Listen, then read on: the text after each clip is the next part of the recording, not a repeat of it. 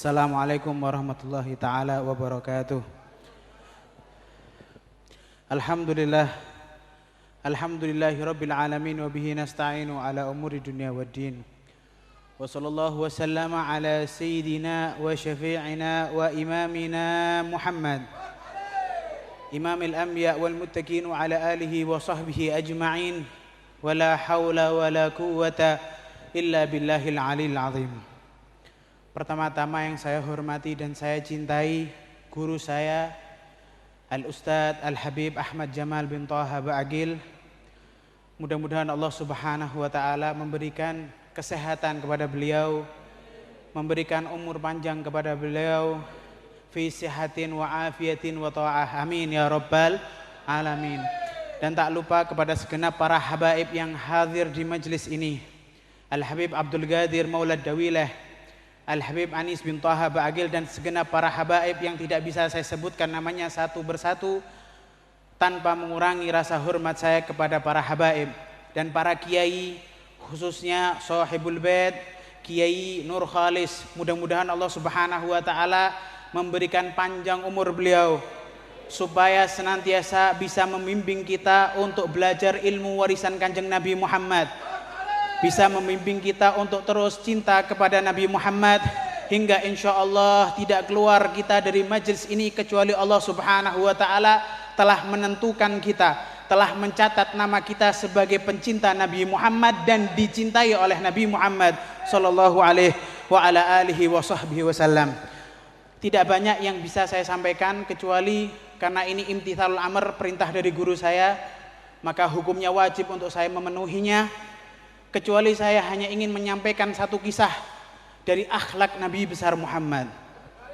Kalau kita ngaku cinta sama Nabi, kita ngaku umat Nabi Muhammad, maka satu yang perlu kita ketahui dan ikuti di diri Nabi Muhammad adalah yang dikatakan di dalam Al-Quran, wa innaka la'ala khuluqin azim.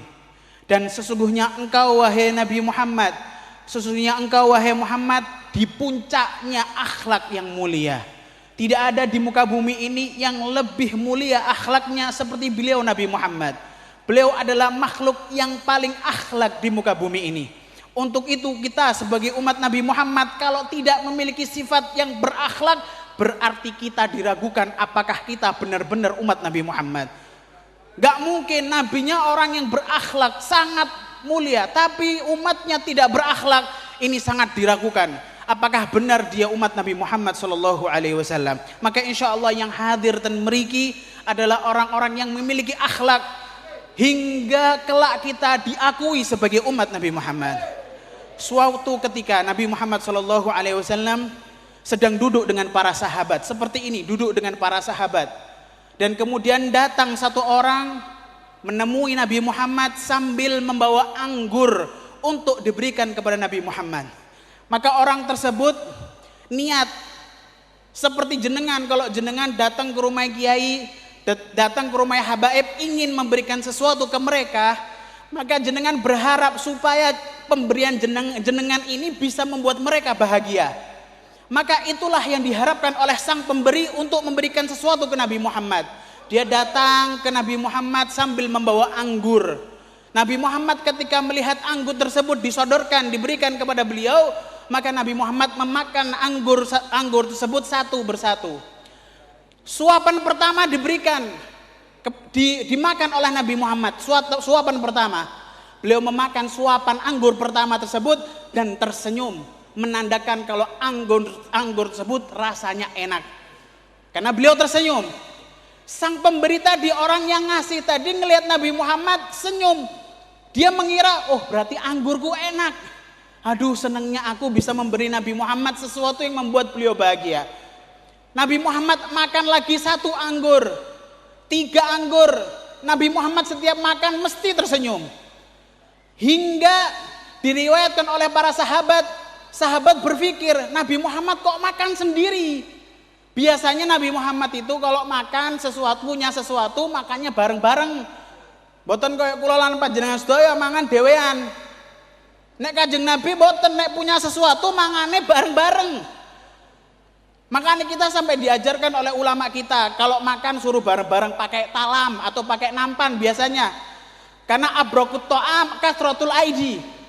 Paling barokahnya makanan itu kalau banyak tangannya. Semakin banyak tangannya, semakin barokah.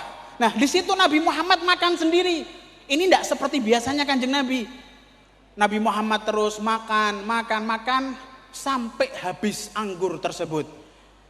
Orang tadi yang melihat Nabi Muhammad menghabiskan anggur, tambah bunga, tambah seneng. Niku dia pulang dalam keadaan bahagia. Karena dia berpikir, aduh, berarti anggurku enak, Nabi Muhammad suka dengan anggurku. Setelah selesai sahabat bertanya, ya Rasulullah, ini tidak seperti engkau biasanya. Engkau tuh biasanya kalau makan bareng-bareng, tapi engkau makan sendiri. Ini tidak seperti engkau biasanya. Kata Rasulullah SAW, ketahuilah anggur tadi itu rasanya kecut. Rasanya ndak manis, rasanya kecut. Kalau sampai kamu ikut makan, sampean melu mangan, terus wajahmu ku berubah, gak iso senyum kayak kula. Kesian orang tadi, dia bakal sakit, dia bakal sedih karena tahu dia telah memberikan saya makanan yang tidak enak. Maka aku sungguh tidak ingin menghilangkan wajah gembiranya dia. Maka aku makan satu persatu walaupun rasanya seperti itu. Ini akhlak Nabi Muhammad SAW. Maka untuk itu kalau kita tidak bisa mengikuti jejak Nabi Muhammad di dalam akhlaknya, langsung introspeksi diri. Berarti kita cocok gak menjadi umat Nabi Muhammad? Kalau mau cocok, lihat akhlak Nabi Muhammad. Maka insya Allah di sini akan dijadikan oleh Allah sebagai orang-orang yang berakhlak. Amin ya rabbal alamin. Mungkin ini aja yang bisa saya sampaikan. Insyaallah lebihnya akan disampaikan guru saya Al Habib Ahmad Jamal bin Thaha Ba'agil. Hadza minni wa alafu minkum. Wassalamualaikum warahmatullahi taala wabarakatuh.